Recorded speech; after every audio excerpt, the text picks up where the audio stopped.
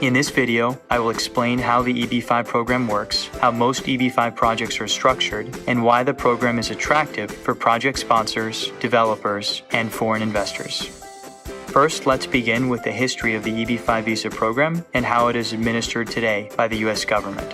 The EB-5 program was enacted by Congress in 1990 to stimulate the U.S. economy through job creation and capital investment by foreign investors. The Regional Center Pilot Program was enacted by Congress 2 years later, in 1992, as a temporary pilot program to allow investors to qualify for EB-5 visas by investing through regional centers designated by the USCIS, based on proposals for promoting economic growth. Since then, the program has expanded significantly and is now the most popular visa category for foreign investors seeking expedited permanent residency. The EB-5 program is a federal program administered by the United States Citizenship and Immigration Services, or USCIS, which is a division of the U.S. Department of Homeland Security. The EB-5 program provides a direct method of obtaining a permanent residence card, commonly referred to as a green card, for foreign nationals who invest money in the United States, stimulate the U.S. economy, and directly create new jobs. How the EB-5 program works. To obtain conditional permanent residence through the EB-5 program, a foreign investor must invest money into a new job-creating enterprise or EB-5 project in the United States that creates at least 10 new full-time jobs. The money must remain at risk during the investment period until the investor completes the immigration process and the investor's green card becomes permanent. For this to happen, the 10 newly created jobs must exist for at least 2 years, and detailed records must be kept to verify this job creation has occurred. The minimum investment amount varies depending on the location of the EB-5 project. If the project is located in a targeted employment area, or TEA, then the minimum investment amount is $500,000. If, however, the project is not located in a TEA, the minimum investment amount is $1 million.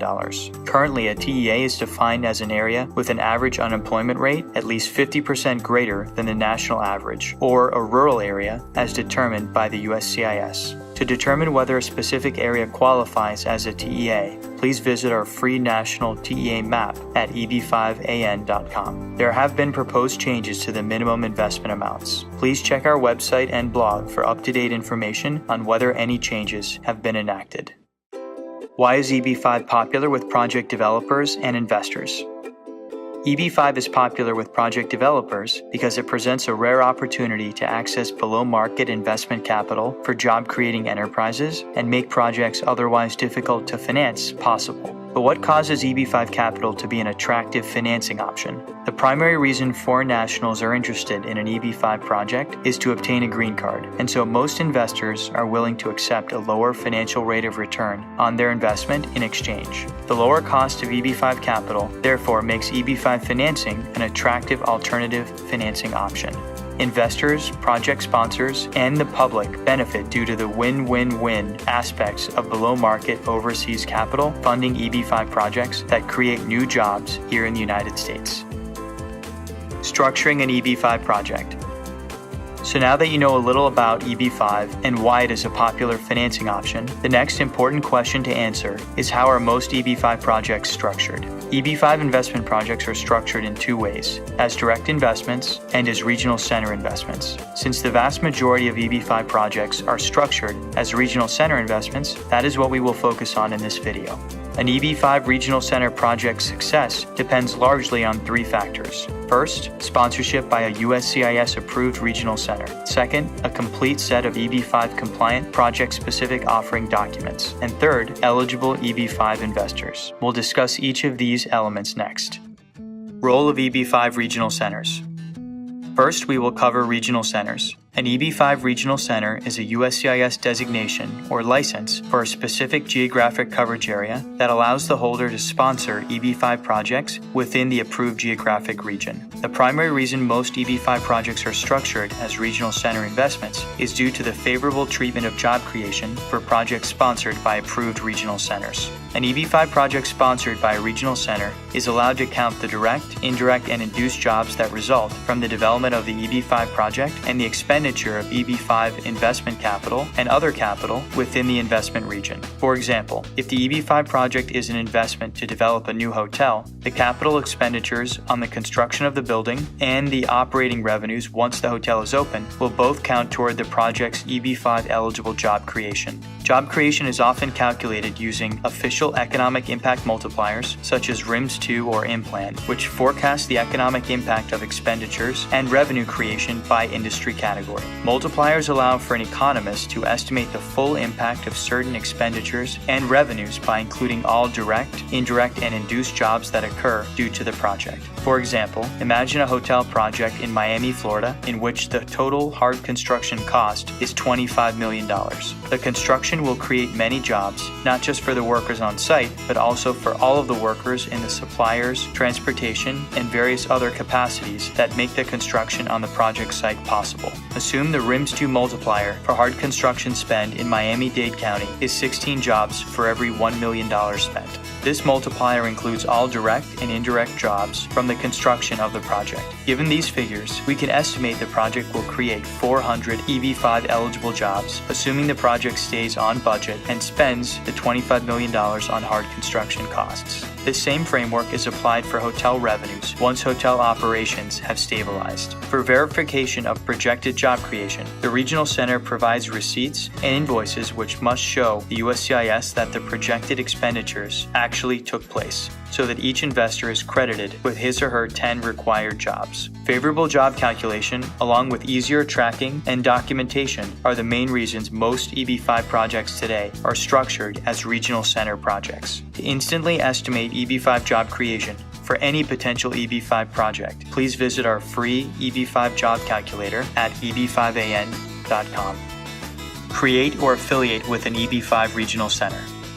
Two options exist when structuring an EB5 regional center project. First, the project developer can apply for its own regional center designation, allowing it to sponsor projects. And second, a project developer can affiliate with an existing regional center. Each option has its pros and cons. For setting up a new regional center, the pros are that the developer owns the license outright and can sponsor an unlimited number of EB5 projects within the approved geographic area. The main downsides are higher upfront costs and long USCIS processing times for regional center approval, with no guaranteed processing time. For project sponsors that want complete control of the EB5 process and have a long-term pipeline of projects, starting a regional center is a good choice. For affiliating with an existing EB5 regional center, the benefits are an expedited EB5 fundraising timeline, lower upfront costs, and the benefit of working with an experienced and professional EB5 regional center operator who can help guide you through the EB5 process. The cons are that normally, the project developer must affiliate with a regional center separately for each EB5 project it pursues. Also, the total fees are likely to be more expensive in the long run compared to setting up a new regional center. Complete EB5 project documentation. The second major component of an EB5 regional center project is the complete set of EB5 project-specific documents. These include the project's EB5 Matter of Hope compliant business plan, economic impact or job creation report, private placement memorandum or PPM, loan agreement or stock purchase agreement, and new commercial enterprise entity and manager documentation. Let's consider once more our hypothetical hotel project in Miami, Florida. Let's say the project is to develop a new Marriott hotel in downtown Miami, Florida. The first document is the EB5 Matter of Hope compliant business plan, which explains exactly how the proposed investment meets the criteria of the EB5 program and demonstrates how EB5 investments will remain at risk and create the required 10 jobs per investor. The second document is the economic impact report, which shows how the project's capital expenditures, in this case construction costs, and projected operating revenues will create a sufficient number of EB5 jobs for the investors. We've already calculated that this project would create 400 jobs, and so it can support a maximum of 40 EB5 investors. 400 jobs divided by 10 jobs per person equals 40 investors. Looking at this from a different perspective, the project can take on $20 million of EB5 investment capital if the project is located in a TEA, or $40 million if the project is not in a TEA. The next document is the Private Placement Memorandum, or PPM, which is a disclosure document to potential investors summarizing the EB5 transaction, the terms of the investment, the risks associated with the investment, and key information regarding the management and control of the EB5 investment funds. Many projects use a partnership structure for the new commercial enterprise, or NCE, which means that if the project is raising $20 million worth of EB5 capital, a new limited partnership will be formed. For example, EB5 Hotel Fund Miami, which will have 40 limited partners, each an EB5 investor, and one general partner or manager of the fund. Each EB5 investor subscribes as a limited partner to the fund and invests $500,000 plus any administrative fee, which is determined by the general partner. Then once the EB5 fund accumulates a certain amount of EB5 capital, it makes a loan or equity investment into the Job Creating Enterprise, or JCE. The JCE is typically the entity that owns the land and is also the entity responsible for the construction and development of the project. At the end of the investment period, the Job Creating Enterprise repays the loan to the EB5 fund, which then returns the investment capital and any accumulated returns to investors. Or, if an equity investment, the investors can choose to sell or retain their individual stake in the JCE. EB5 investor requirements. The final component of an EB5 regional center investment is finding the desired number of EB5 investors. To be eligible for the EB5 program, an investor must be a foreign national that meets the immigration requirements determined by USCIS. For the purposes of the EB5 program, an EB5 investor is defined as up to an entire family unit, which means that an entire family, husband, wife, and children under age 21 at the time of application, will be considered a single EB5 investor, and so only one required investment is needed, no matter how many members of the family are applying for green cards. EB5 investments must be comprised of legally obtained funds, and investors must submit a documented source of funds accounting that shows the lawful source of the required capital.